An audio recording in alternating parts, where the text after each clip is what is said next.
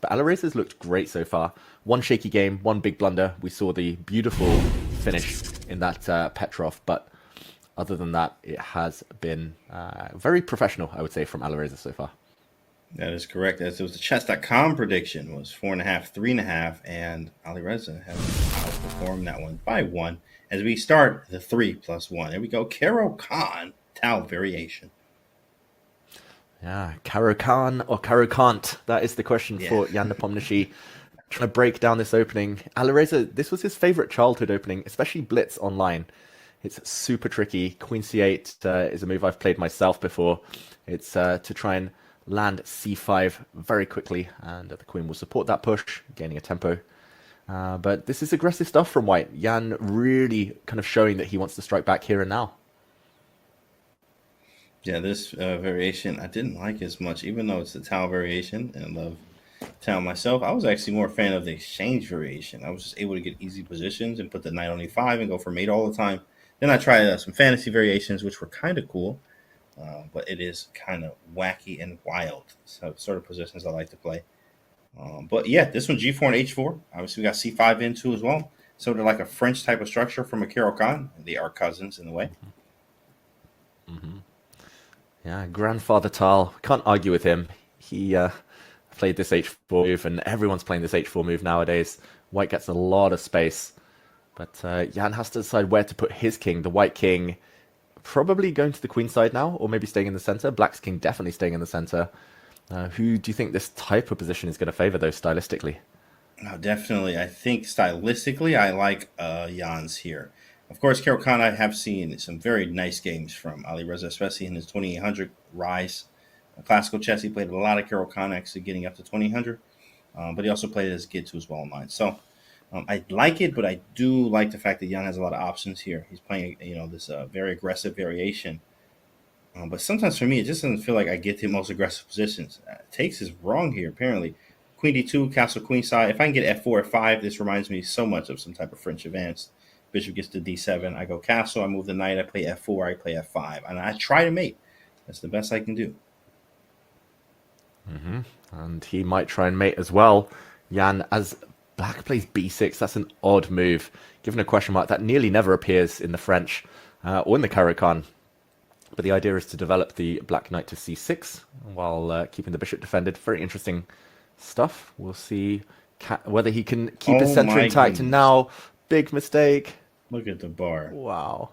Look at the bar. Wow. That's why I'm like, wow, it's so incredible. D4, when you move the bishop, it's like the knight. Wait, no, I actually thought you had b5, but you don't. The bishop's hanging. So how does this actually work, David? D4 where I move the bishop? Why is this so bad, bro? Like, bishop f4 and I'm out of the way? Yeah, he missed. Yeah, apparently Black's best move was knight a5 in that position, hitting the white knight on the edge of the board. He's doing that anyway, but now there will be tactics. And what was the idea here, David? Quite good compensation. If you go back, what was d4? And then bishop f4, what happens? Black would have played knight to a5, and maybe we can show that in a minute. But here, queen c3. Let's stick in the current position. He's going to win the c5 pawn. Double attack. He was hitting g7 and c5. And now he's going to be happy with the two bishops, Jan Nepomniachtchi. I love this g5 move. This is fun. I definitely still like Jan's position. g5 missed from the computer, but very human. g5 is very scary because you can't go h5. I am opening up shop here. Either you're opening the h file or I open it for you. GH, right? So we're reopening the g file. Very fun, very practical, very human. I like this. Wow, this has got big shades of the game we saw earlier with Jan delivering checkmate eventually on the g file, and then with some cool queen zigzagging. G takes h6 has got to be played, but that's a piece sacrifice. d4. White's going to have to take that and just bank everything on the attack. Queen hitting g7 all in now. Yeah, I love it because after the piece sacrifice, we're hitting d7 too, so we get it back. But we do have to look at queen c2. With check, king a1, and stuff is hanging everywhere. Everywhere. That's a crazy line. Like, takes d4, takes d4, right? Oh, he didn't do it. Oh, he did. Oh, wait, where did the bishop go? Oh, it happened so fast. I was like, where did his bishop go, David? Went to c1. Wow. That is so counterintuitive. That's Jan not trusting his judgment there. Like, let's just very quickly show g takes h6 was the best move. d4, forking 2 pieces. White would have had to take this now. It's a double attack, hitting g7, but also d7. But maybe he was scared, as he said. Queen takes c2, check. Maybe knight to f5 to defend the checkmate.